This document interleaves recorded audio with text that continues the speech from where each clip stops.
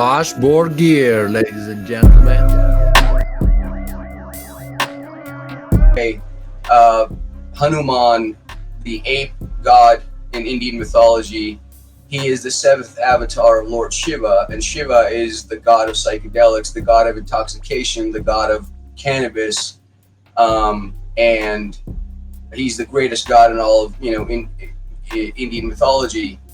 They say there's a Trimurti, which is the Trinity. All three gods are equal, like Shiva and Brahma and Vishnu. But they say that, and also in all of the books, there are many devs, meaning gods, but there's only one Mahadev, meaning the greatest god, and that's Shiva. So he's Shiva's avatar, and I call him the mighty stoned ape in the system of the animal, because of his psychedelic connections and him being an avatar of Shiva. And so somebody once said, hey, you should check out Terence McKenna because he's talking about similar ideas. And I looked into it and I was like, wow, this is so similar to what I experienced. What he's talking about is literally what I saw in one of my very first mushroom trips. I literally saw the whole evolution of planet Earth and how we came to be in like a split second. It was just the weirdest thing. And I was like, yeah, so so I started the Stoned Apes about 14 years ago. And we are the original psychedelic group out of Colorado, and under the umbrella of the Stoned Apes, a nonprofit organization, we have psychedelicsdaily.com, which is my online blog / magazine where I talk about psychedelics and in-depth articles on microdosing and other psychedelic research and stuff like that. Then we have xdmt.org. The website is down right now for maintenance, but it'll be up soon. Extended state DMT research, which I've been conducting here for the past 12 years. And what that's about is combining DMT with anything and everything I could find under the sun to try and see how DMT's presentation changes in the presence of another substance, another entity, if you will, and how DMT touches upon the mind in the sense that I went from so I did 5 milligrams, and I would stay at 5 milligrams for like a month, just 5 milligrams DMT, no more than that, just barely enough, barely perceptible. And I was like, well, how does it make me feel? What do I see? What do I understand about things? And then I would increase it next month to like 10 milligrams and next month to 15. And I did this over the course of like a year. I went all the way up to like 80 milligrams. And, I would stay at a certain dosage level for like a while and try to see what's there. And man, I discovered a lot. So there's a lot about my extended state DMT stuff. I haven't written about it yet because the past 4 years I've been doing my bachelor's in cybersecurity and now my master's. So I've been busy with that. But yeah, that's basically a bit of what I've been doing as far as the psychedelic work that I do right now. My psychedelic history. Yes, that was my first question. Like, how did you started swimming in this water, bro? I was 3 years old, and my grandmother, who was a holy woman of our people, brilliant. She knew what she was talking about. Thrice a year, we would do this ritual of ayahuasca, but it didn't contain DMT because DMT would have been a little too strong for my baby mind.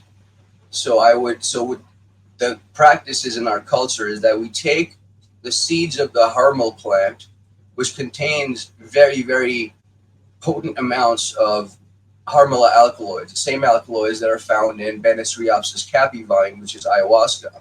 Harmala. So ayahuasca actually has tetrahydroharmine in pretty good amounts and harmine in good amounts, but it doesn't have a lot of harmaline. What Beganum harmala has, that it has a lot of harmine and harmaline, but it doesn't have a lot of tetrahydroharmine. And in my research on DMT, side note, what I also discovered is that if you isolate the alkaloids, the harmful alkaloids, and you take DMT with just one alkaloid at a time and you see what it does, DMT will rapidly change its presentation depending on which alkaloid you take or which combination of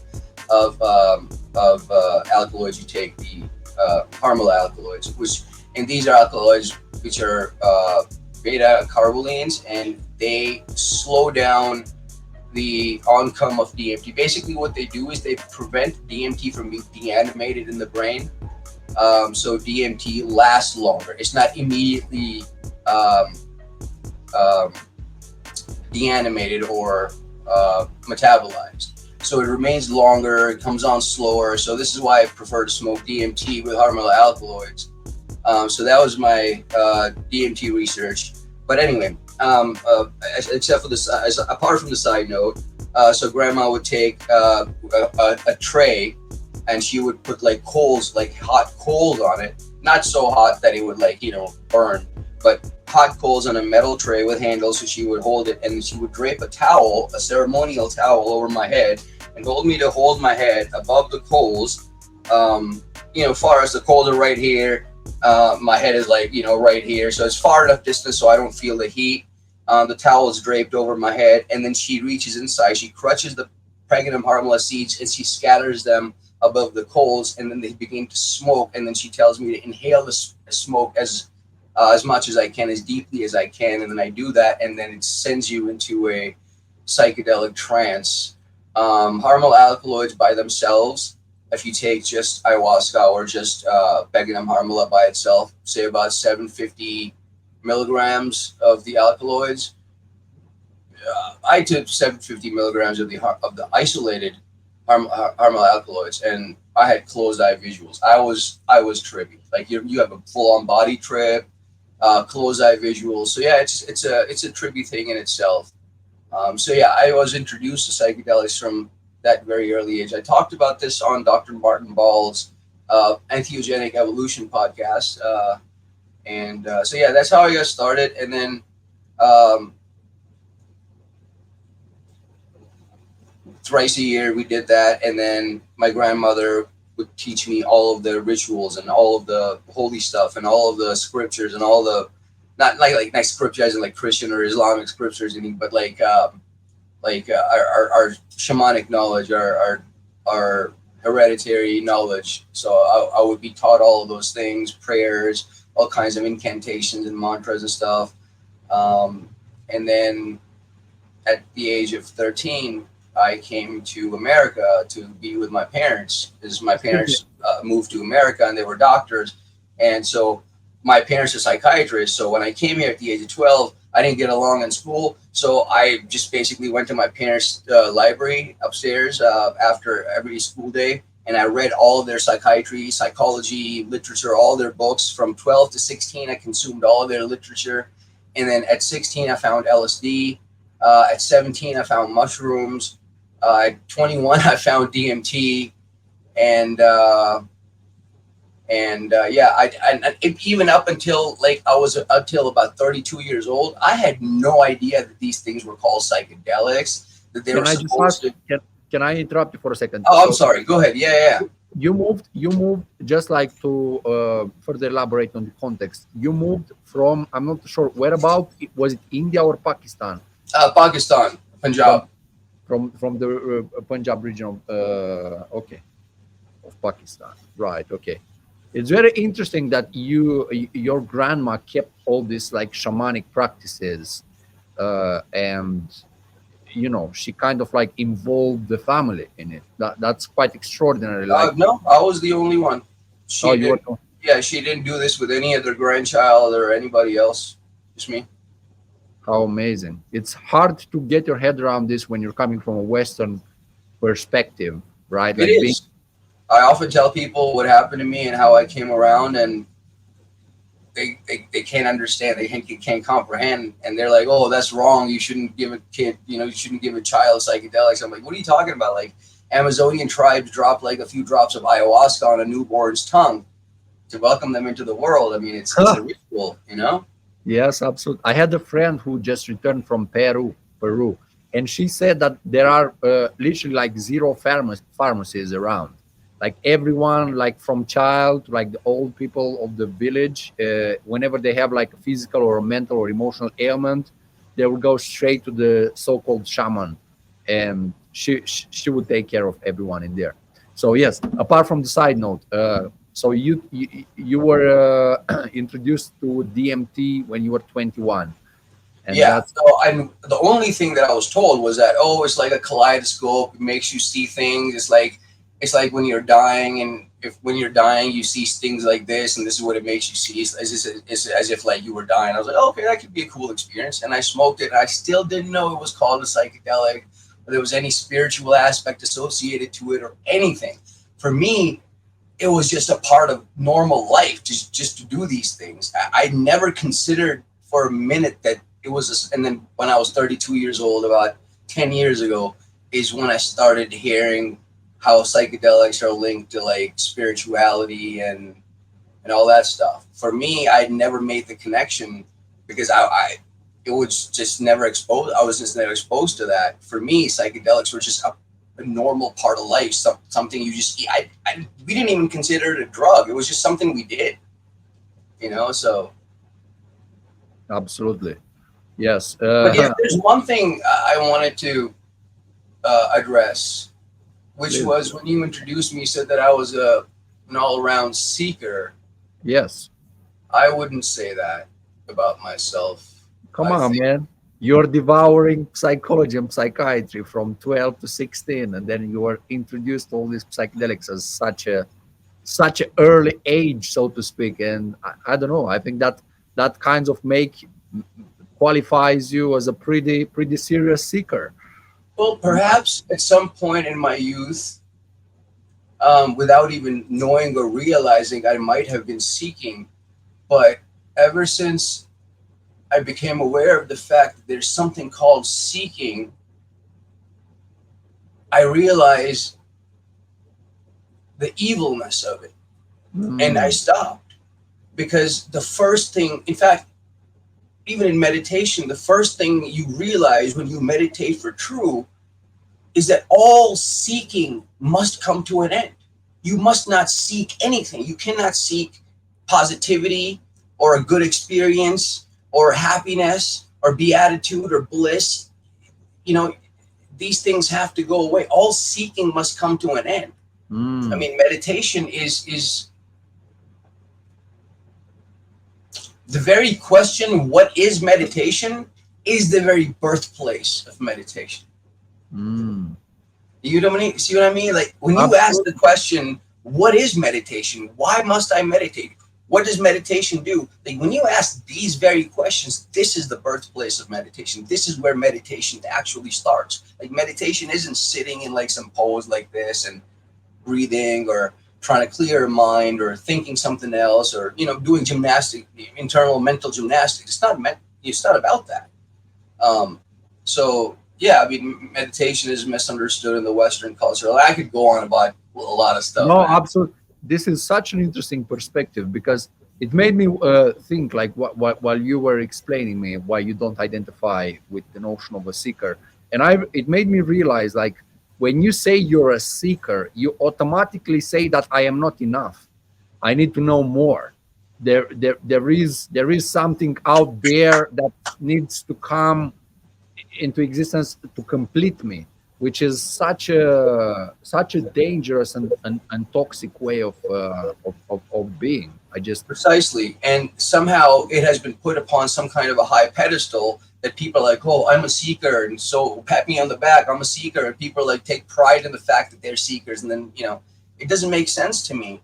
Um, because if you look at other animals in the jungle, they're not seeking, they're not looking for anything. Either they're looking for food or they're trying not to become food. And while they're not doing that, they're just sitting around, playing around, just doing their thing. They're not meditating, they're not doing yoga, they're not doing any of this stuff because they don't need to. What is wrong? What is the difference between us and other animals where we find the need to want to sit there and meditate? I'll tell mm, you what, because Some guy meditated thousands of years ago. He had some kind of a goofy experience, and he came and told other people about it. He elaborated, oh, how amazing this is. And other people, not knowing anything about it, they're out of their own greed. They said, oh, he's talking about some stuff that gives you pleasure. Oh, I want that too. So they sit there and they try to do it. And of course, when you try to force, some people have some kind of goofy experience when you moderate your oxygen intake, and when you do stuff like it's going to do some stuff to your mental state, and people associate that with some kind of a spiritual or mystical thing, and it's not.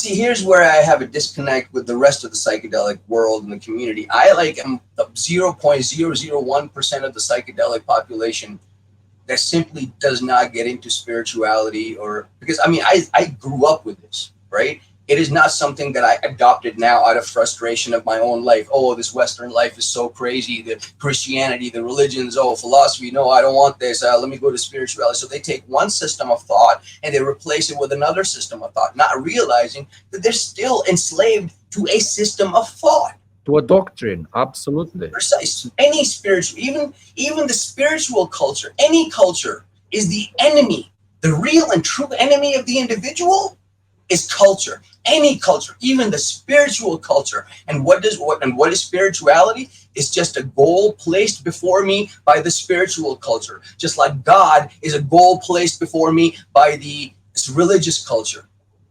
And the mind of ego and the self is a goal placed before me by the psychological culture. You understand what I mean? These are goals placed before me by others. These are not my goals. These are not my natural goals of this organism, of this body. This body, you understand? This organism is and here's what I tell people: the best thing you can do for yourself is to leave yourself alone. Don't put this spiritual, psychological, religious, scientific, all this nonsense upon your organism. Don't burden yourself with this. Literally, if you leave yourself alone, don't bother yourself, you will be truly happy. Yes. Your natural state will come, and the natural state of the organism is a state of not knowing, is a state of ignorance, a state where there is no morality, there's no right or wrong, there's no light or dark, there's nothing. It's just mystery. It's not even mystery. It's simply stimulus and response. The stimulus of the universe is the response of this organism. Without the stimulus, there is no response. Understand? So what is there is what is here. Like the stimulus and the response are like a solitary, unitary movement. So you're saying we are enough, and all this we are whole. That's why you're trying to say. Yeah, nature has created Nature doesn't create perfect species. Nature creates perfect individuals. And any individual that nature has perfected, well, after it has been perfected, it no longer needs evolution. It stops evolving because it has been perfected. So anything that has been perfected is when nature decides to end something. So you are meant to end. This is why you are a perfect being, designed and coded by nature. But culture, society, religions, things will come and tell you that you're incomplete, that you need spirituality, you need religion, you need science, you need philosophy, you need this, you need that. You need something in order to be complete. And then they sell you the completeness or the things that will complete you. And if they didn't do that, they wouldn't be able to make a living. And that's how they make a living, off the gullibility of other people. Which is why I say any spiritual man, any holy man only ever operates from the center of selfishness and of greed. Yeah, you are so courageous. You are so courageous to express such heavy opinions. You are hitting on the entire establishment by what you're saying. But I will tell you something. I sincerely sympathize with what are you saying, because I met a so-called holy man at some point who everyone around me was revering, but I could see through him, and I saw that he loved the attention. I saw that he was just a simple human who was selling the illusion of him being whole and everyone around him being in the position where they have to absorb him and deify him and see him as a superior being. And I don't know, man, I just had this feeling and I kind of expressed it at some point, and the hate that I got. This is why I said that I appreciate your being courageous and actually expressing such a non kind of like popular opinion. And Yeah, I this totally is one of the agree. reasons why if you look, if you ask people in Colorado about hash, they might give you a negative opinion of me, precisely because of the things that I say. Now, I've never mistreated anyone. I've never spoken ill of anyone. I've never mistreated anyone or treated anyone with disrespect It's or just been your out of line. opinions. But yeah, it's just the content of my ideas and opinions that rubs these people the wrong way, because if they didn't talk about all this energy and vibration and spirituality nonsense, they wouldn't have anything else to talk about. They're empty-headed imbeciles. I'm sorry, I don't know how else to say it. I'm autistic, and I think a different way, and I express myself a different way, and it usually rubs a lot of people the wrong way. But there's a certain class of people that genuinely understand what I'm talking about. They're not concerned about how something is said. They're only concerned about what is being said. And I mean, yeah, it's difficult. It is. Yes, it's hard to socially swim against the current. I'm just gonna say, out of all these systems of thinking, out of all the religions and like established kind of like doctrines, I think there is interesting avenues of thinking in all of them. But Things are interesting. yeah, but the one system of thought that strike me, and the one system of thought that I admire is Taoism, which in its core affirms the path that can be explained is not the real path. The Tao that can be spoken is not the real Tao, which somehow kind of like is on the same wavelength, or it's not contradictory to anything that you just said. Well, You see, know, here's the thing. Even what you're talking about is a system of thought invented by the religious thinking of man. not the religious, more You of know, the. so it's all everything that comes out of man's thinking. It comes out of the religious thinking of man.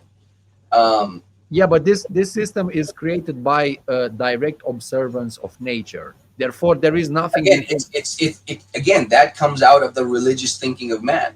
Why don't other primates do this? They don't have the capacity, I would say. They do have the capacity. They don't have the capacity for. Maybe not to the level that we do, but they still have some capacity. Why don't we observe them doing anything like this? There's a reason. It's because this is artificial. That's what I'm trying to expound upon. This thing that we're talking about is completely artificial that we do. Even when we're copying nature, The natural state, again, is of not knowing. The natural state of the organism is ignorance, is to not know. Knowledge, knowing, is what creates the agony and turmoil. So the more you know, the more agony you will create for yourself. Which is why a religious mind, a truly religious mind, is a dark, silent, empty mind, a mind that's not moving. Because a mind that's filled, a mind that's constantly chattering inside, a mind that's constantly concerned with the trivialities of the world, doesn't have any energy, doesn't have any time to really be still, to be calm, to be that obelisk of might, that standing stone, the pillar of stone in the middle of a storm, right? Because you don't want to be blown about like a leaf on the wind by this idea or this opinion or that opinion. Because here's how we work. If somebody comes and says something to me that sounds good to me, that impresses me and impresses my mind, and I've not heard these ideas before, I will be impressed and I'll go, oh, that's great. And I'll go and repeat that stuff to my friends. That's what we do. We go to a person and then we hear them out. And if we don't like what they have to say, we go to somebody else. And if we don't like what they have to say, we go to somebody else, and like so forth until we go to somebody whose stuff we like. And if we like what they have to say, we'll take their stuff and then we'll repeat it to other people. So there's no originality left anyway. every experience that we've ever had has already been had before. Like, think about this. How do you recognize experience? Right? Even the psychedelic experience. If you've never done DMT before, the first time you smoke DMT, you see colors, you see shapes, you see patterns, you see lights, you see beings and other things in there. You can even identify what those things are. How?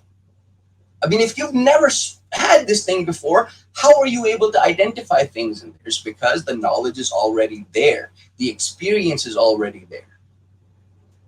Now, this touches upon something Dr. Rupert Sheldrake talked about, which is morphic resonance. Yes, I heard of it. Like, if one, people do something, then in another part, the next generation already has that knowledge, and Yes. stuff like that. Yes, it's a different way of describing the collective unconsciousness or the Akashic records, or this idea that there is a storage where all the common human conscious achieved knowledge and experience is stored, and it's easier for us who it's easier to access it once someone from a previous generation has. Well, it's not a matter of conscious decision or a conscious choice making. It's not under anybody's control. You are a victim, or you're just a witness, I guess, or a victim of your neurology, right? You can't account for the fact. You can't account for how or why your neurons fire the way they do, which neural circuits are engaged. You can't account for the things that you say, what you will think next. There is no free will. There's absolutely, in fact, if there is something called free will, it is free of you. You don't have any control over it. The will is completely fucking free. It's free. You don't have control over it. You don't tell your will what to do. You can't will something into it, because you can't control your brain. You can't control the neurology, right? You can't control which neural circuits are going to engage and which neurons will fire. Like, you don't control that. So how can you, what are you going to think next? You don't know. What are you going to say next? You have no idea until the thought arises from the brain stems and reaches into the awareness center of the cortex, where the brain finally becomes aware of what it has already thought up. So there is no control at any point. So you're basically implying that our entire conscious activity is mediated by, it's like a soup where we have like all the societal norms and values and knowledge that we have accumulated, and that just like springs into the consciousness. Yeah, so it's all swirling around, all the accumulated knowledge and experiences and all that stuff, and just swirling around in the brain. Now, what determines what comes out of that swirling mass, right? What determines what will come out, what the response will be? If you give it some kind of a stimulus, what will the response be? How will we know that? I would think is context dependent, right? But I see your point. I see your point completely, and that is something that I cannot dispute, because, well, it's, yeah, I don't really understand it, to be honest. But I want to ask you something. So you kind of like, you distrust, and you kind of like don't see the point in the existence of the religious and spiritual systems, right? But still, and you consider the ignorance to be bliss, right? You're basically saying that the dark night of the mind, so to speak, is the optimal and is the normal and natural human functioning modus operandi, so to speak. But like, you're a very articulate man. You're a musician. I know you're big into like all this like Indian Hindu music. You like it, which in itself, it's a vehicle, right? Sound is a carrier wave of consciousness. So what is your opinion? What is the optimal human, what is the optimal way of us functioning? Like, should we pursue all artificial mantras, songs for your gods, hymns, banging on the drum? All of this is artificial. Why do you still do it? Artificial things that have been created for pleasure. These are pleasure-oriented activities created by thought. I would much rather listen to the barking of dogs, to the chirping of birds, to the braying of donkeys, and the neighing of horses and the elephants. Why? Because there's life There's life there in those sounds. Life is moving here. There's no life in a banging on a drum. There's no life in music and artificiality. You understand what I mean? Kind of, yes, but at the same time, I don't know. There is. But however, I'm something- not saying I'm not talking against pleasure. I'm not talking said pleasure is bad or wrong. I'm saying I enjoy it. I love it. I love it. I love music. I love making it. But I'm just looking at the reality of the psychedelic reality that there is no life that moves here. Right? It is artificial. It is a thought-induced activity. It's a pleasure-seeking activity. You know what I mean? Even when you say I'm going to listen to the sounds of nature, and you go sit by the river and you lay down, you want to listen to the sounds of the crashing waves or the babbling brook or something like that, right? That's still a pleasure-induced activity. It's not a natural thing. Yes, I never thought about it in this way. Like in the like for example, let me give you an example. When you go, imagine this: you're walking in a garden or in a forest or just whatever, and you go, okay, I'm going to lay down, and you lay down and you close your eyes. Do you decide what you're going to listen to? No. Exactly. You don't decide. You can hear all the sounds that are nearer to your body. You can hear all the sounds that are farther away from your body until the point where the sound waves no longer reach your ears. You can hear all of this entire vastness of sounds, and you don't discriminate. You don't identify. You don't pick something out and say, I'm going to focus on this. No, you hear the entire thing. It's choiceless awareness. You understand what I mean? Yes, absolutely. But there is a conscious aspect to it. Like you can consciously choose to kind of like direct more of your focus towards the chirping of birds rather What than is the entity that chooses? yourself, your own conscious awareness. Okay, so are we saying that there's something called the self, and if the self is a thing, then the thing must be the conscious awareness of itself? Is that what you're saying? I am saying that there is at least in a certain kind of like proportion, there is some sense of like free choice in this, because I can choose where to direct my perception. It certainly feels like that. It certainly feels like that there's an entity here that is driving our thoughts and actions and conscious choice making. It certainly feels like it, but that's the paradox. It feels like it, but there's nobody there. It's like, why did you choose to use the previous sentence? Why didn't you choose different words? Why did you use the string of words that you used? You don't know. You can't account for why you didn't do something or why you did do something. Like Dr. Sam Harris had a really good experiment on this. Think of a city, think of a city in this world, any city. Give me the name of any city. London. Okay. Now observe that experience. Notice that experience. If it's a free choice I asked you to make, and you had knowledge inside your brain, and you felt like, okay, I'm going to pick something out, and you chose London, right? Now I'm going to ask you to do the same activity again. Pick another city. Can't be the first. Pick another city in the world and tell me the name. Bucharest. Okay. You pick Bucharest. Now, there are thousands of cities in this world, right? Let's take all of the cities that are existing on this globe on one hand. You don't know all of them. So you possibly couldn't have picked through all of them, right? There's a subset of those cities that exists in your mind as knowledge. Out of that subset, there's a very small subset of those cities that exist in your mind as knowledge. Out of those, I asked you to pick something. Now let's look at that picking activity of the mind. How did you pick?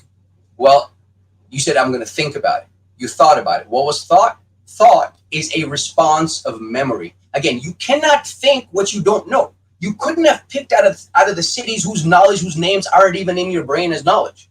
Of right? course. Yes. So you cannot think what you don't know. You could only think what you know. So then what is thought? Thought then is a response of memory. What is memory? previously collected knowledge. You understand what I mean? So if I ask you to name a city, in your conscious choice making, you're still limited.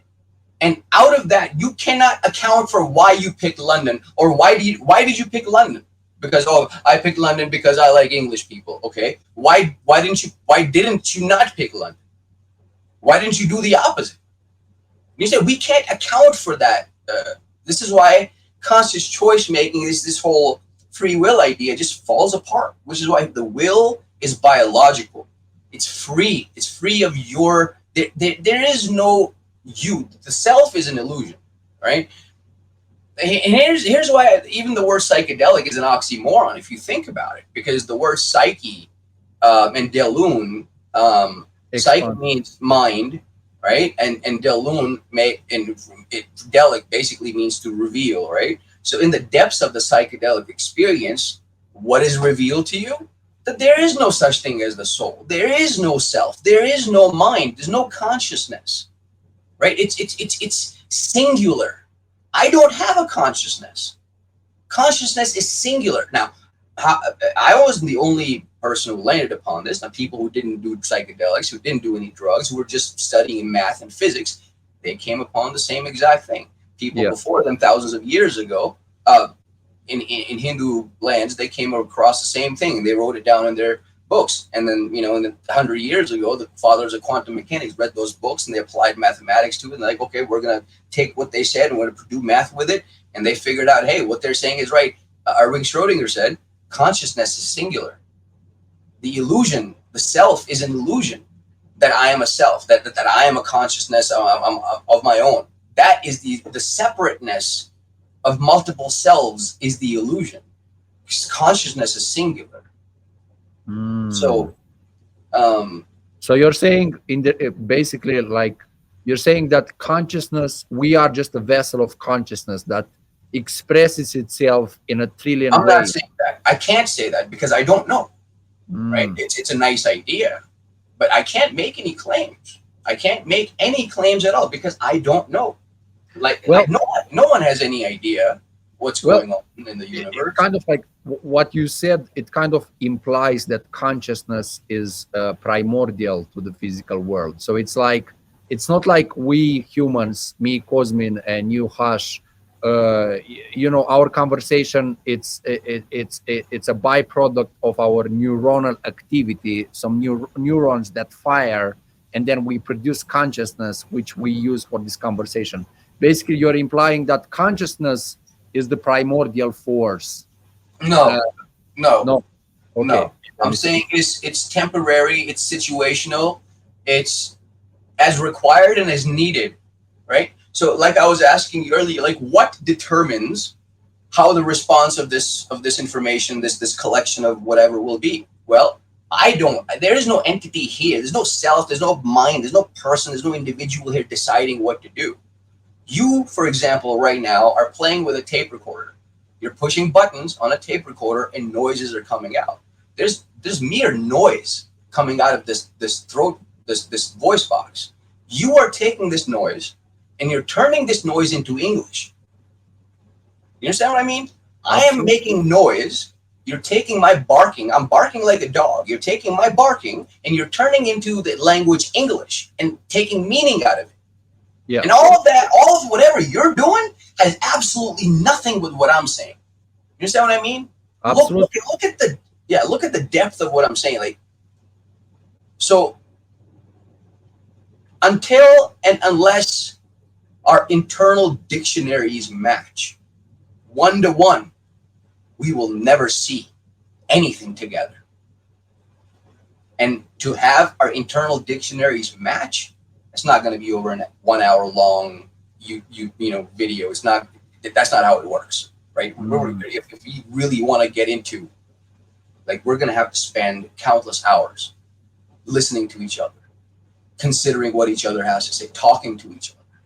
Like, if you're serious about it, dude, it's going to take some serious effort and work. It's not going to be this 1 hour thing that, oh, hey, I'm going to listen to a YouTube lecture or some people talk about something and I'm going to get some wisdom out of it. Like that's just not how it works.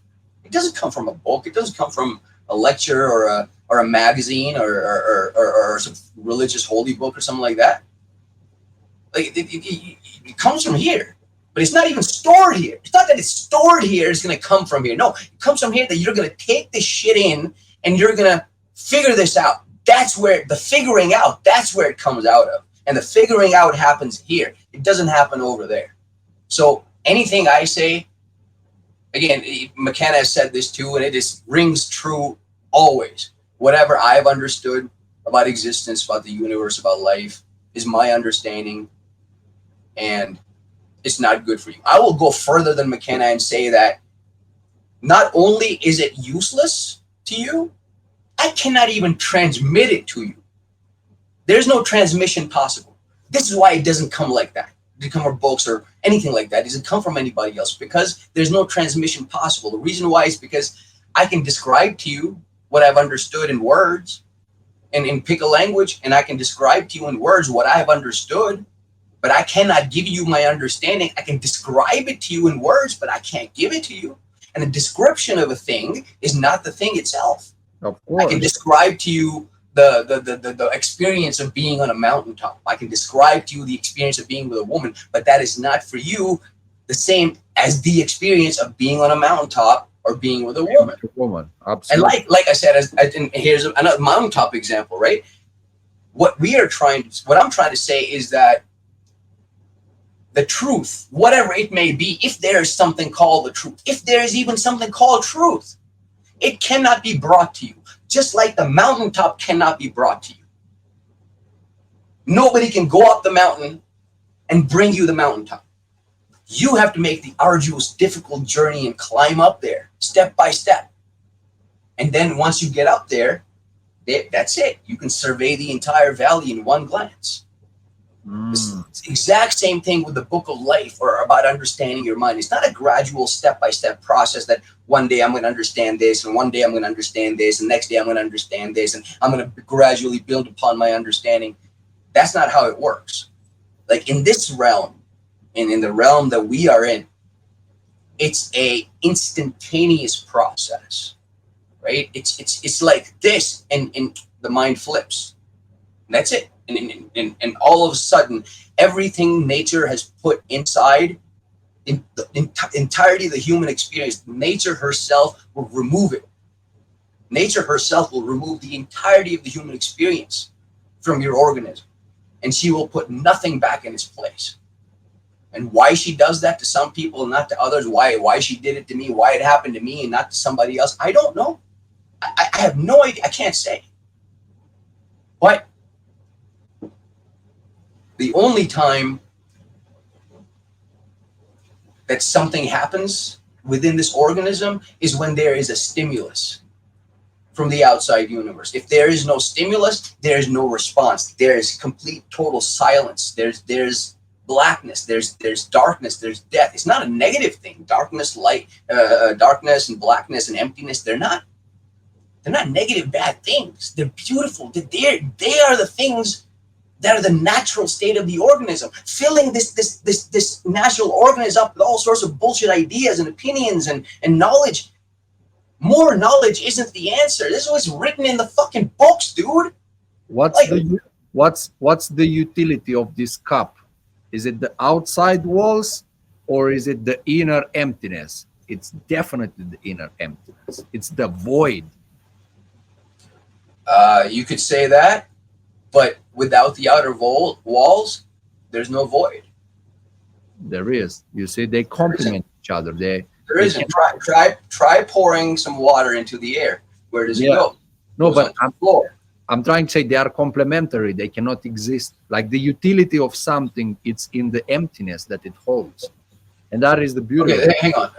The utility of something is in the emptiness that it holds. Hang on a second. Let me think about that. The utility of something. Whoop, I just dropped some usefulness. The usefulness of something exists in its emptiness. Well, yeah. There's a few takes on that, but what do you mean by that? It's not universally applicable because, for example, if you have a phone, right? that phone will not, its usefulness, it's not in its emptiness, it's in its hard, solid software and hardware, right? Hardware, excuse me. But like, for example, for a cup, this cup, its usefulness lays in the fact that it's capable of holding water, right? But the water does not exist. The water is not held by it's not in the walls. It's in the emptiness. So that it's very interesting. That's like it's a Taoist concept. I didn't came up with it, but it just made me wonder. Yeah, It's I don't think I agree with that. Well, I don't disagree with it, but neither. Yeah, I'm still thinking about it. But yeah. it doesn't seem You can't really agree nor disagree with it. it doesn't seem to be the case in my thinking, because I mean, maybe that applies to the cup. Like you said, it doesn't apply universally. If it doesn't, then again, is it? If it doesn't apply universally, can it become an An absolute, definitely not. But it sounds good, not an man. absolute, but even like a wise saying? It can't even become a wise saying because it's only applicable to certain situations, and that's just obvious to anybody. Like if the cup is full, if you put foam or stones or whatever else in the cup, you can't put water in it. I mean, that's just. I mean, you don't have to be a human being to understand that. Even crows understand this concept, and they put stones in the water to raise the water level so they can drink it. Even they understand this concept. Yes, they do. But still, it's the emptiness that is, it's useful, it's purposeful. Like it's this emptiness here, which is restricted by material. But yeah, anyway, I mean, I don't. I mean, okay. I also said that the natural state of the organism is emptiness, is to not know. hmm. Um, I'm So trying to. we hold.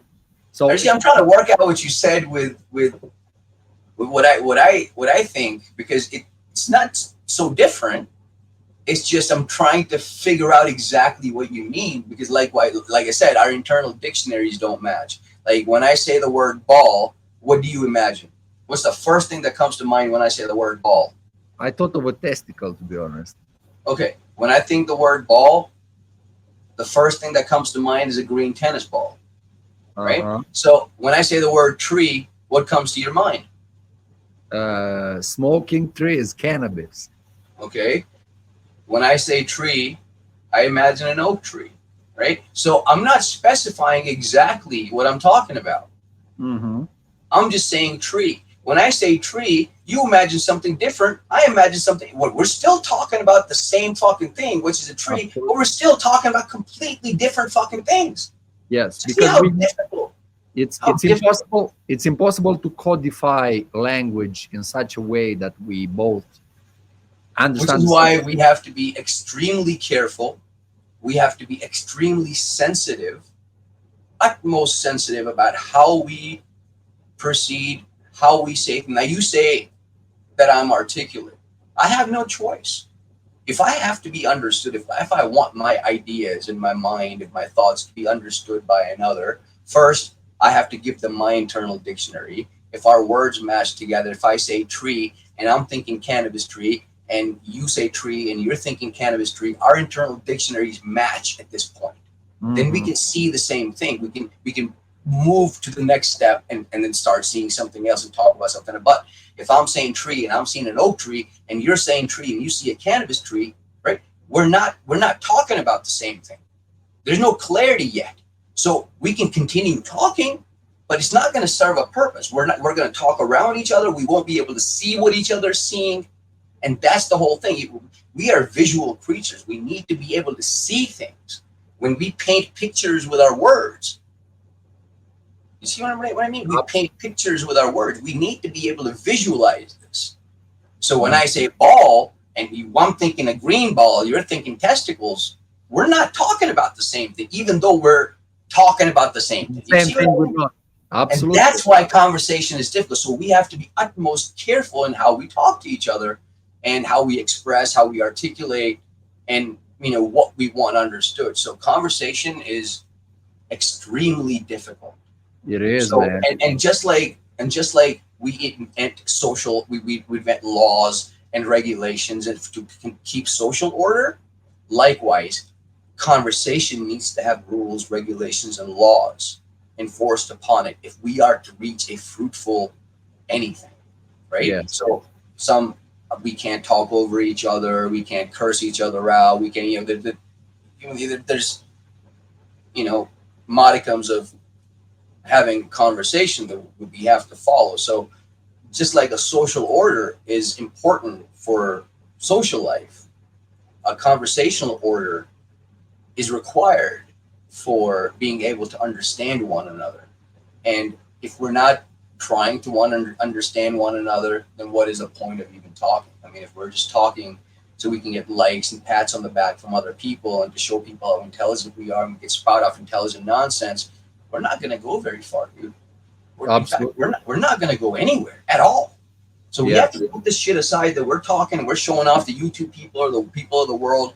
We're not doing that. We're not interested in that shit, right? We're interested in going deeper. Like if you say something, I sit there, I will consider it for as long as I need to. I'd expect the same of other people. And my format of conversation, my format of talking is not like other people in modern society right now on YouTube and this and that and shortcuts and this and like these jump cuts and all this stuff. Like I don't do that stuff. I want conversations between genuine people who are trying to figure something out. Like rather 2,000 years ago, like conversations people would have 2,000 years ago in fucking Greece, or in India, where a group of people would just sit down and there's nobody's trying to show off, nobody's trying to get out what they say. Somebody says something and people just listen. They have nothing. They don't even reply right away. They don't even respond right away. There's no need to, because what was said, it requires time to noodle around in your mind so you can grasp at the nuances and undertake underpinnings of what that thing means that somebody's trying to tell us. So even in conversation, when we're trying to talk to someone, there's long periods of silence of just thinking about what somebody said. So, but people's attention spans are so short these days. We have to make YouTube videos and content for people that has to be like that. So so there's a disconnect there. But if we're really trying to figure shit out, dude, that takes time. That takes effort. And it's gonna take you sitting by yourself for hours at a time, either listening to other people, contemplating, considering, thinking, and that's how we figure shit out. So have you seen the what's his name, the Carlson Putin interview, Vladimir Putin with Carlson? Yeah. The first question was like, why did you attack Ukraine? And then Putin asked, in regards to what you just said, Putin asked, is this a serious interview, or is this what did he said, like a shitty talk show, or like is this? Yeah, I remember that.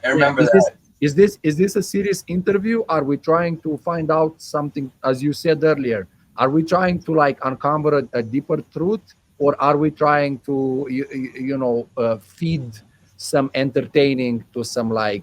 See, here's the thing though. People like entertainment. People don't want the truth. We have to. If we want to say, let's just fucking put it out flat there on the table for people to listen to. Here's the truth. People want to play games. They want to play games. They want to be entertained. They want to play games of spirituality. They want to play games of meditation, games of yoga, games with their friends, pats on their back, and all this stuff. They just don't want to accept the truth. Because what happens when you accept the truth?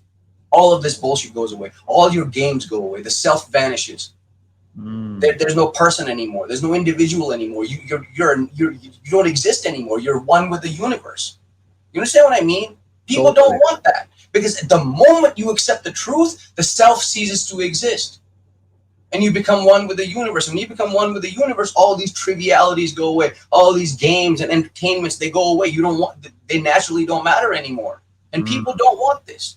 And this is what I've discovered. People want to romanticize the truth. They want to go to church one day a week and be told by somebody else what to, because that is easier than having to figure shit out on your own, to sit there for days on end to try to figure out all this stuff on your own.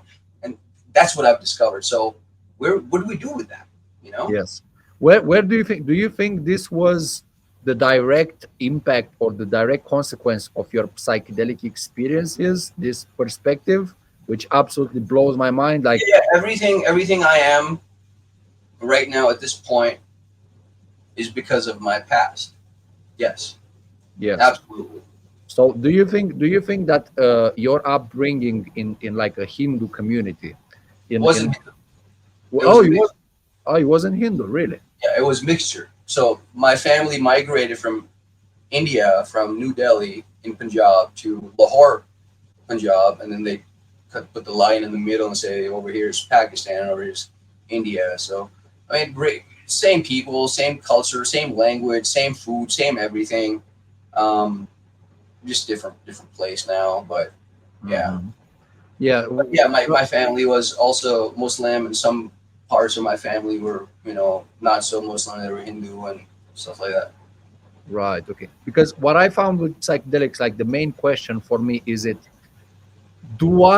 did I reach these conclusions by myself, or did I just confirm something that I held in? There's no conclusion by yourself. There is no thought. There's no idea of your own. You cannot claim ownership of any thought or idea. Everything you have, like I said, you cannot think what you don't know. Knowledge was given to you based on what then you started thinking, and knowledge comes to you from the outside world, from somebody else's experience. So there is no such thing as our own experience. We are all experienced secondhand, third hand, fourth. We all have last hand experience. That's all we are getting. We're not getting our own experiences. It's just Where is this is why when Terence McKenna talks about the direct experience, I want to ask him, sir, what are you talking about? How do you know that you're experiencing the direct experience? How do you know that? Because if you take away the entire framework of knowledge, you have nothing left. You don't even know what you're left with. And here's what happens when you take away your entire framework of knowledge, every idea, every opinion, every thought, take away all of your knowledge, the entire framework of knowledge, and what you're left with, you don't even know. You can't know because you have no knowledge to go by to identify it. So you don't know what you're left with. And at that moment, what you are left with is just a biological arrangement in its natural state. There is nothing more beautiful than that. Nothing more pure than that. how do you take your way? How do you take your life There then? is no how. How First do you thing, live? How do first you thing, live your life? Let's say you ascend, or you reach this point of as you said, you remove the framework, the informational, the knowledge framework.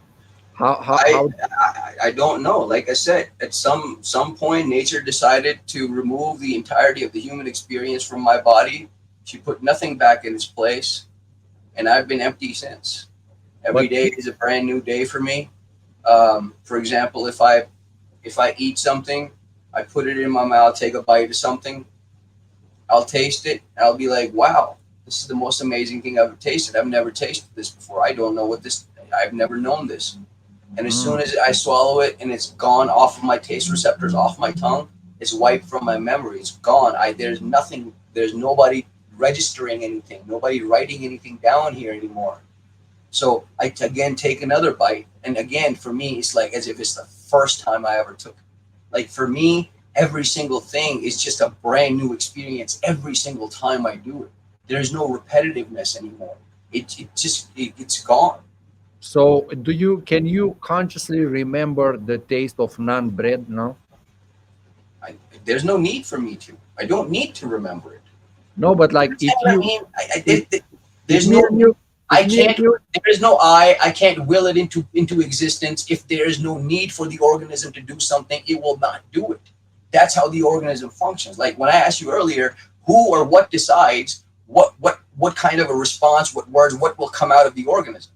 Well, I still haven't answered that because I'm leading up to that. Right now, I can answer that.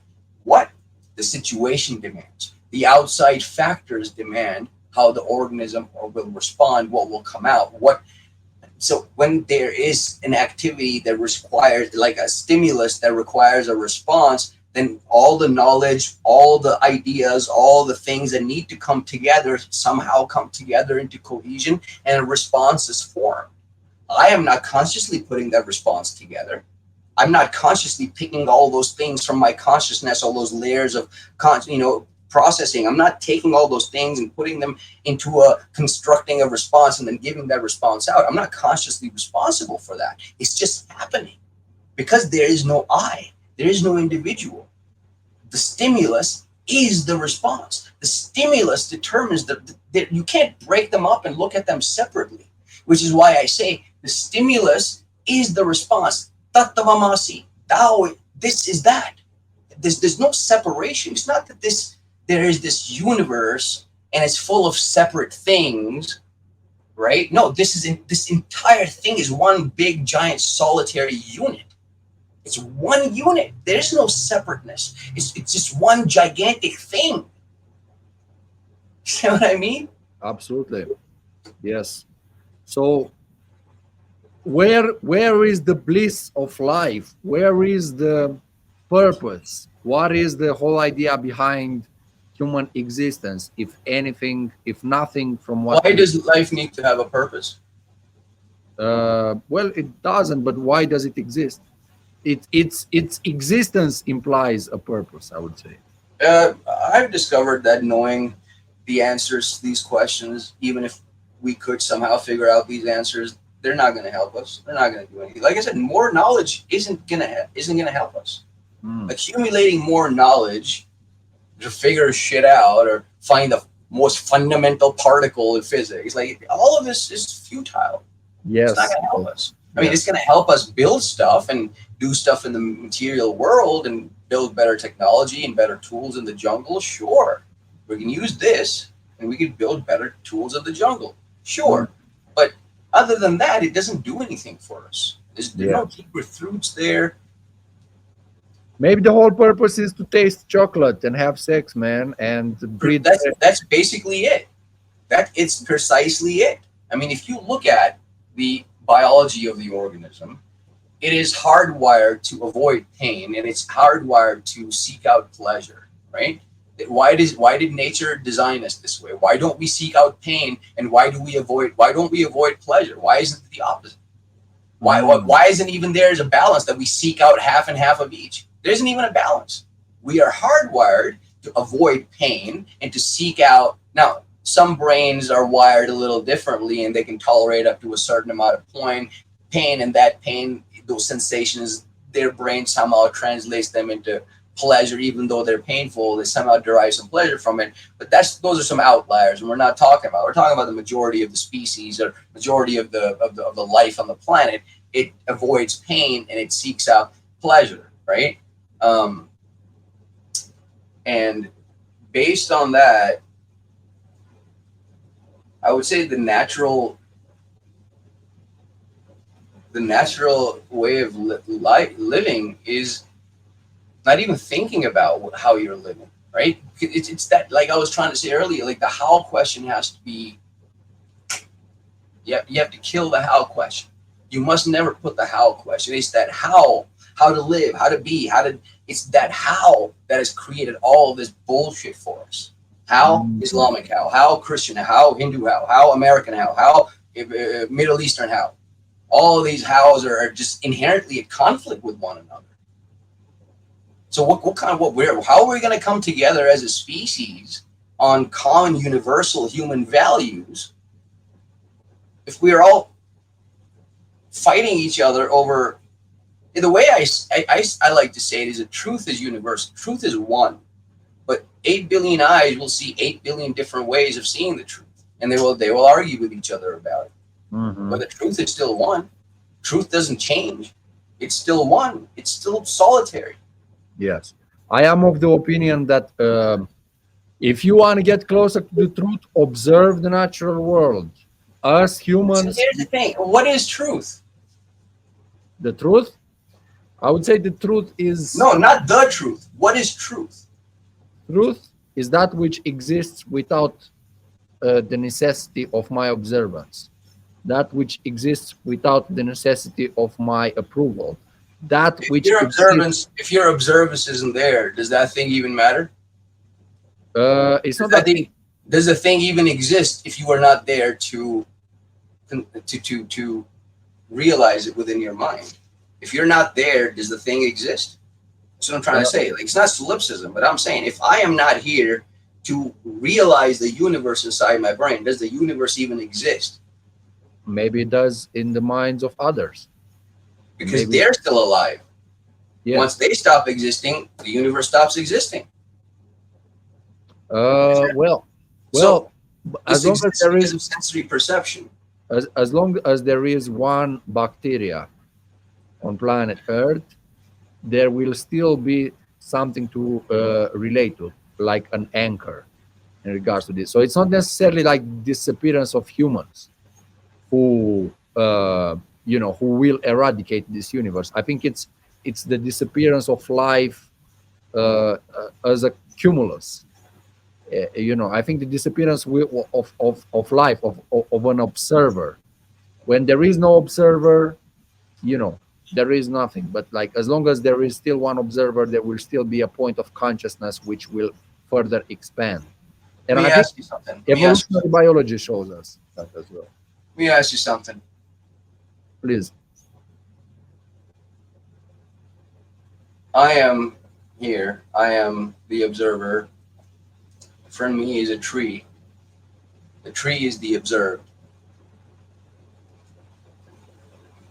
Now, between the observer and the observed, the thing that is the me, the observer, and the thing that is the tree, between these two things, the observer and the observed, there is a space, a distance, physical distance. In this physical distance is now born the interval of time, right? Mm-hmm. The time that must be covered, not physically, right? But the time that takes for thought to reach the observed, because it's not instantaneous. And what does thought do? Once it reaches the observed, it says, oh, it's got bark, it's brown, it's tall, it's wide, it's got a trunk, it's got leaves, leaves are green, there's a sky behind it, it's blue, it's a tree, we call it a tree, it's this type of tree, and all those little tidbits of information come up to build the tree for you. Understand? Absolutely. So observance is impossible without prior knowledge. But at the same time, if let's say someone gives birth to a child right now, and you take that child from the floor with its umbilical cord still attached, and you take that child and you face him towards the tree, he will still perceive the same tree. Like myself. No, he will not. He will still perceive a tree. He will see the tree. He will smell that tree. If that tree has a fragrance, he will still smell the same fragrance as yourself. Nope. Without identification, there is nothing. Without prior knowledge, he has no idea what he's looking at. He has no idea what he's smelling. I mean, yeah, he can get the sensations, but he cannot identify. So he has no idea what's going on. So that's where the truth lies, in the undifferentiated. So truth then becomes a logically ascertained premise that can be verified by the data collected by other people and their organs of sense perception. And if we put that data to a cumulative test, and if most people agree with that data, we call it truth. So what is truth? Logically ascertained premise, which the majority agrees with. Yes, that's still subjective, because when you say majority, you're already implying subjectivity. This is like, I want to make a little parenthesis and just say that I really very much enjoy this conversation, and I know it's a subjective. We didn't really get to talk about a lot of psychedelics, so let's talk about a little bit about psychedelics. Psychedelics, I was about to say, yeah, because we went around this like. I really enjoy the conversation. The phenomena of existence. Thank you so much for allowing me the lengths of time to talk and to hear me out. I really appreciate that. Let's talk about psychedelics. Yes, I was about. What was the last time you did some? I know you are a big fan of direct experience. I did it about 6 days ago, so it was like last Monday. So today I'm fasting, tomorrow I'm fasting, and I'll probably do it again. So it's been 6 days. What about yourself? I don't remember. A couple of days ago. Nice. What was it? I can't say. Okay, no problem whatsoever, man. Yeah, Um, but it was. I mean, I do psychedelics pretty much every day in some form. you do psychedelics every day, but you are, I don't know, you're not insane. I would say, by contrast, it's quite enjoyable to like hear your ideas, which is, I would say, quite contradictory to the mainstream kind of like discourse See, instead I of. asked myself this question the first time I smoked DMT. I said, if I've never done this before, if I've never experienced this before, how am I able to identify all the things within the DMT trip, within the experience? How do I know all of this? And they got me thinking, what am I looking at? Am I going somewhere? Is something coming to me? And all those, trivial questions, all those first level, infant psychedelic questions come to your mind, and you go through those, and then eventually, you, the psychedelic itself told me that there's nothing there. There's nothing in psychedelics. There's no spirituality. There's no mindfulness. There's none of that stuff is located there. Um, they're not plant medicines.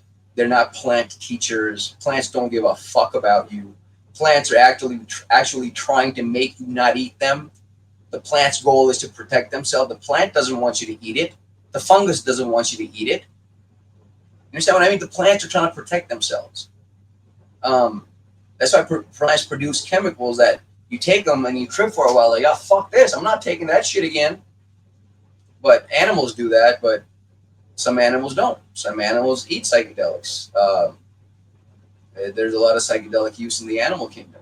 Mhm. Um, bees will drink the nectar of, uh, they're not, well, I think they're some semi-toxic flowers, and it's called mad honey, the honey they make, and it's got like, hits your GABA receptor and doesn't cause hallucinations. It can in high doses, but then it can be dangerous too, because it's like, it makes you feel really drunk and messed up. And then elk and deer eat the Amanita muscaria mushroom, um, and wild dogs and foxes and animals like that will like take the Bufo alvarius toad and put that in their mouth and then spit it out without chewing them, so they can like trip a little bit off the 5-MeO. So animals also trip. There's lemurs that take the centipede with venom, and then they chew it like really quick, and then they rub the venom on their skin, and that gets them a little high and trippy. Um, so yeah, there's a lot of drug use in the animal kingdom. Why we do that, I haven't yet understood. Now, to my understanding, the things that I say, there's like spirituality and all this, like it's no point and all that. It's because I haven't found a place. Not like that I'm against these things or that I'm just going against the grain just to go against the grain. Reason is because when I take psychedelics, I ask myself these questions. Like, okay, am I spiritual? Am I enlightened? What is enlightenment? And in the depths of the psychedelic, I discovered that these are man-made things. They're not natural. Enlightenment isn't natural. It's not a natural thing. It's a goal placed before me. Now people say, "Oh, you because you're saying all these things and you are enlightened." I'm like, No, I, it's an enlarged perspective, I would say. but But I detest enlightenment, that term. I don't like the term enlightened yeah, same here. It just like puts a badge of honor on some people's. because for me, it's not light. It's the darkness that you exist in. That because in the what I mean by darkness is the emptying of the mind. If the mind is no longer concerned with trivial things, a mind that is no longer satisfied with the normalities and trivialities of the world, a mind that is completely dissatisfied, a mind that is 100% dissatisfied with the entire universe. These minds are rare. These minds are extremely rare because only these are the types of minds that have no other concern. They have no concern of the world. The only concern they have is to figure some shit out. And yeah, I don't know what I was saying. I'm a little high too, and I'm also not good at like interviews and shit like that. There is no fixed point where we have to reach, my friend. There is no answer that you have to give me. We are dancing around certain concepts, trying to enlarge and, what is and reach our understanding of it. There is no answer you have to give me. And as I said priorly, I highly enjoyed this conversation. I mean, what is there to even say about psychedelics that hasn't been said before by everybody else? You know what I mean? I mean, I don't want to just produce the same content that everybody else is producing. I don't want to be one of the shills. I don't want to talk about unoriginal shit. I want to talk about deeply about things how I feel inside, that I think inside, that I've understood, even if they go against the grain, even if they rub people the wrong way. I think it's needed because there's still a subset of people like me who think like you and me that we need to find. The name of this podcast is Renegade Psychology, and this is precisely why I am so excited, and I so very much desire to like speak with you during this podcast, because I know a lot of the stuff that you consider is against the current, and as history showed, most of the times the ideas that go around against the current are the ideas which will in time be universally accepted. Now, I don't know if this is the case, because I am of the belief that knowledge and understanding and everything in life and in this universe, it's cyclical rather than like linear or like exponential or whatever. So there is, but I really appreciate what you said in regards. You're right. You are absolutely right. You go full circle. You start here and you take psychedelics, you start your journey and you go all the way around and you come all the way back to the starting point and you go, man, I just went in a circle for 4 fucking decades. And what happens then? You come back after doing all your spiritual stuff, psychedelics, and you come back and you say, you know what? None of this stuff matters anyway. I still have to wake up. I still have to make food. I still have to talk to people. I still have to do my job. I still have to provide. I still have to make a living. I still have to deal with people, and I still have to comport myself, with dignity. And I still have to do the real world stuff. So psychedelics and spirituality and religion and all these things, they don't really matter. What really matters is how I live my life moment to moment. Absolutely. Ultimately, no matter what kind of psychedelics you do, what kind of spirituality you do, ultimately, out of everything, you will arrive at this universal realization and everybody gets this. Yeah, dude, it's love, it's kindness, it's compassion, it's being a good person. It's making life better for yourself and other people that matters most in this world. It doesn't matter what kind of particles there are. It doesn't matter what kind of what gods there are, or none of that matters. Those are just romanticized ideations about life and existence. I am more concerned with what is happening here in my immediate vicinity. And here's something that I came up with that you might like or you might not like. True wisdom, or truly wise man, is he who realizes, true wisdom is realizing that your attention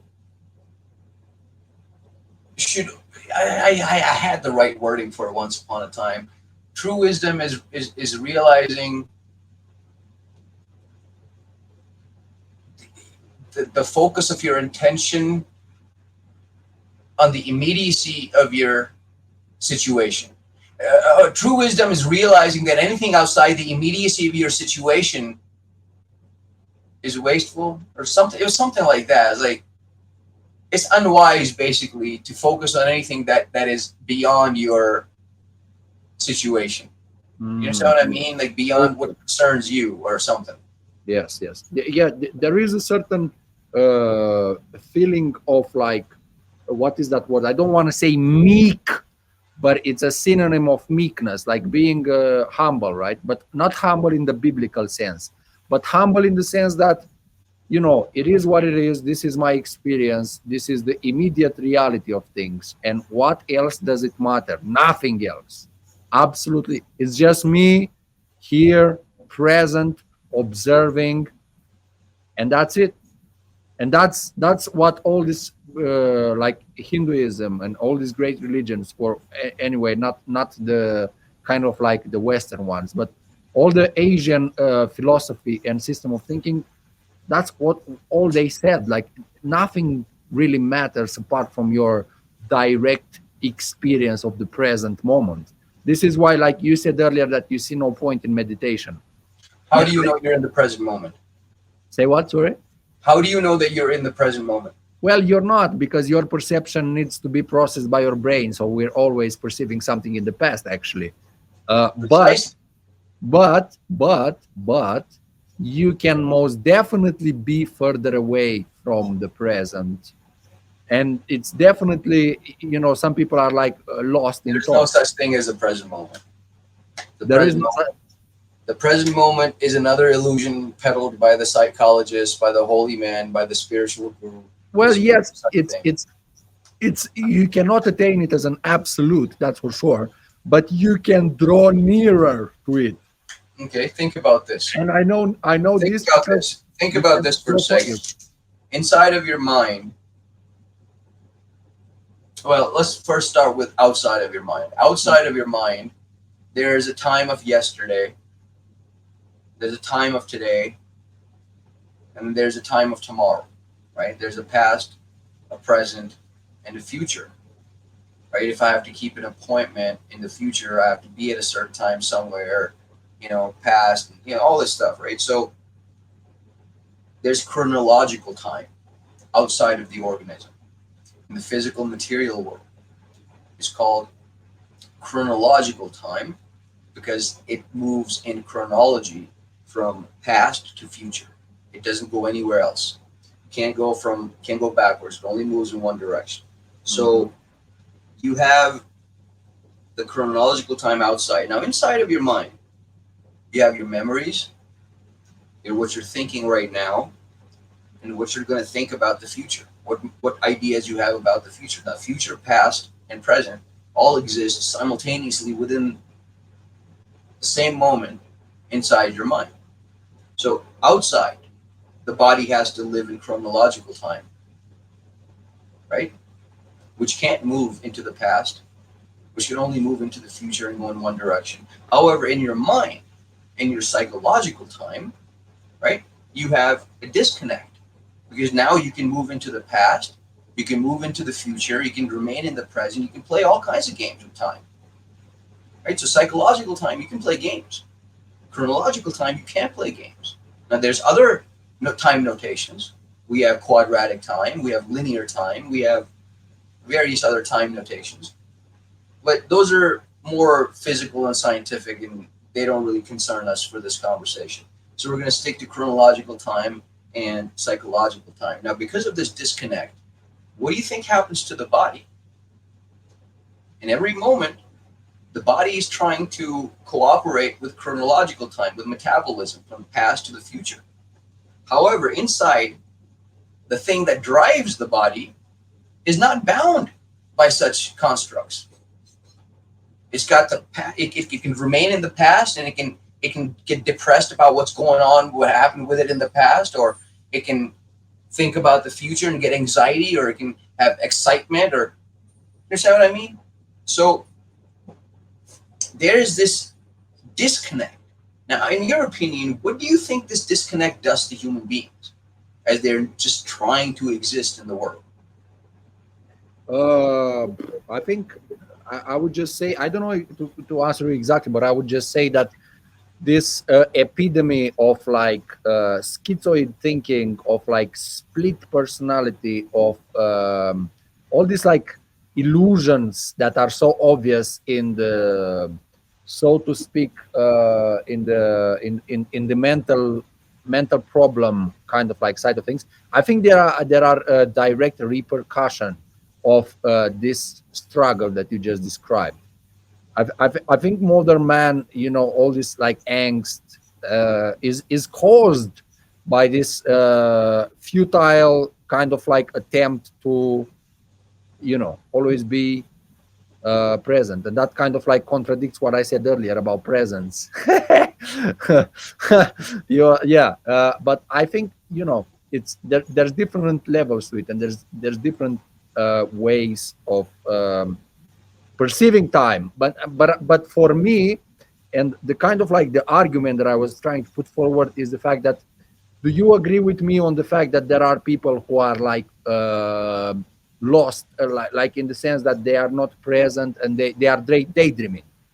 Their mind is like floating away and they are separate. Everyone is always in the present moment, or simultaneously, no one is ever in the present moment. Take your pick. Yeah, I do agree on the fact that at the bottom of all this like dilemmas lies a paradox, and you pointed it very nicely throughout this interview a few times, because every time you try to uncover different layers of the onion, in the center it's a paradox saying fuck you. And Well, you said, yeah, not go on. entirely. Sorry, I interrupted you. It's our inability to articulate. It's our inability. It's our linguistic inability to really articulate our ideas and what we're thinking and what we've understood, and all that stuff. So it's definitely a language thing. If we can, like I said, if we can be careful, sensitive, how we comport ourselves and how we articulate and say things and how we want to be understood, I think over time we may be able to reach something. Like, for example, Jiddu Krishnamurti didn't have a 1 hour and a half long conversation with somebody. Like, he had like a series of 15 talks, 15-hour long talks with the same person, trying to figure something out and going into something. And so it all of these things will take time. Like, if we want to go into things like this, I understand, appreciate. We got on. We didn't do any kind of preparation on this. We didn't decide what we're going to talk about, what kind of subjects and topics we're going to hit. So even as an unprepared and brand new, talking to a brand new person the first time ever, I think it was a good start. I think we did talk about some really interesting things.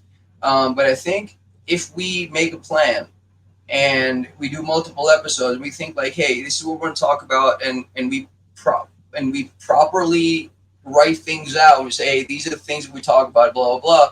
I think, and we could do it over the course of, multiple talks and really try to tackle one issue at a time. I think that would be the best format. Okay.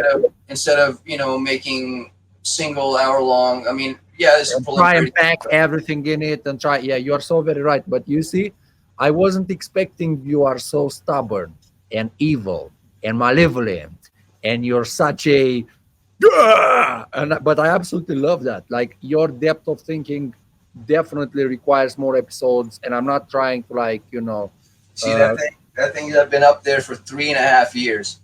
Study. Yeah, I'm not trying. I've been here for 3.5 years in this apartment. No matter where I go, no matter where I move, the first thing I do is print out study on a piece of paper, and I stick it across my wall, where every morning I wake up, the first thing I see is that says study. Never forget, you always got to study in your life, no matter what it is. Study everything about everything. Dude, it's literally like I made, like, in my mind, I had a very loose list of subjects that I want to approach with you, like sound, psychedelic experience, Eastern philosophy and how you relate to it and all this sort of stuff. We pretty much just tangentially slightly touched on this, and the conversation just went completely other directions. I'm so happy about it, and we can consider this as the introduction, as you say, and as you suggested. Let's consider this the introduction to a series, and let's make more. And in the next one, let's touch on one particular subject and let's dwell on it as intensely and as deeply as we can. Yep. Yeah. And saying that We can take love, we can take fear, we can take, thought, we can take desire. Sound. And by the way, I really, and I'm not gonna try and spoil it, and please do not tell me anything about it in this episode, but I would really like, although you said it very, you hit the nail on the head, like the psychedelic experience and everything has already been said, right? The jurisdiction of language, of linguistics, is very narrow and very limited, but I cannot wait in the next episode to hear your take on the psychedelic experience. The problem the experiences you had. And the experiences you had. I cannot wait for that. Yeah, the problem in the psychedelic world, as Terence McKenna famously said, is the crisis of consciousness, is a lack of new ideas. We are all talking about the same thing over and over and over, and nobody's bringing anything new to the table. Because language, man, the psychedelic experience shows you how limited the scope of language is, right? And precisely. Yes. Okay. And English is, furthermore, English is not a natural language, it's an artificial language. So trying to talk in English is really difficult. I mean, let me ask you. Talking in Latin, or if we're talking in Sanskrit, we'd be able to have even a better conversation, because those languages are more natural. They're psychedelic languages. They're just so much better for these conversations than English is. Yes, but let me ask you, what makes an artificial language and what is a natural language? An artificial language is so a natural language. I mean, aren't all languages artificial after all? Natural languages are mimicked. They are mimicked natural sounds. Artificial languages do not mimic natural sounds. They make artificial sounding words. Most of the base words and the base sounds in Sanskrit are things you hear inside the body or outside the body, in nature, in animals, or in trees or grass, or things like that. So those are the sounds that, for example, the word for going to pee in English, how do you say I need to go pee? Well, I need to urinate, I need to take a leak, I need to bleed the lizard, I need to pee, I need to piss. Or you say all these things that what the fuck does that mean? I don't fucking know what that means. But if I go to you and I say something like susu, or that's the sound of pissing. Everybody understands that's the sound of taking a piss. So in our language, we don't have a word like that. We just have the sound that the thing makes, and that sound is the thing. So to me, that's a natural language that is mimicked natural sounds. Artificial languages are, words that are not naturally mimicked sounds. Yes, and you mentioned you're talking about Sanskrit in the sense that I'm as I said, like, I'm deeply passionate and interested in Eastern philosophies. Like, I'm reading on the Vedas, and I enjoy reading about Tao Te Ching, and like looking at the words and the expressions they used in India 3,000 years ago or 5,000 years ago in the Veda, like vortex of consciousness. What the fuck? The Sanskrit is like a trillion times more. How did those people know about the multiverse? Like, what the fuck? Even psychoanalysis is a regurgitation. Yeah. Man, check this out. How did those people know about the multiverse? Hear me out, brother. Let me finish my idea. It's a superficial interpretation of the Vedas. Psychoanalysis is a superficial interpretation of the yogic scriptures. That's what I'm saying. Like, think about, and even in physics, like, consider the physics. Like, how did those people know about the multiverse? They didn't have any. They didn't have telescopes. They didn't have anything. Yet they still have the concept of the multiverse. it's not just that. Like a lot of the stuff in the Vedas and in the Tao Te Ching as well, they are saying what modern quantum physics is saying, but with different terminology, obviously, I because think only the modern human civilization is a few thousand years old. That's it. But there have come and gone many other civilizations, I believe, before our time that had figured out stuff, that had some kind of, maybe they didn't have like electronic technology, but they had some kind of technology. They had science. They had their own astronomy. I mean, civilizations have come and gone, and we don't have the history. We don't know. we don't know, brother. Man, I would like to finish this here because it's just right. I feel it. And it's been 1 hour and 36 minutes, and I want to thank you. Wow, it didn't even feel like it. I want to thank you from the bottom of my heart. This is the introduction of a series of talks that I will have with you. And I am so very grateful for this time that you offered me, my friend. And Thanks, man. And I'm sure as we do more of these, we'll get better. Our format will get better. Our talking will get better, and we'll make even better content. The more you do something, the better you get at it. yes, yes. I mean, if it comes from a point of authenticity, if it comes from a point where we are actually trying to, like, uncover different layers of the onion, as my friend Yeah, said. and the only loyalty one should have is to the authenticity of their own mind. Loyalty to friends, to family, to party, to politics. None of those things will ever be as true to you as the authenticity of your own mind. So Thank your you so first and much. foremost loyalty should be to yourself.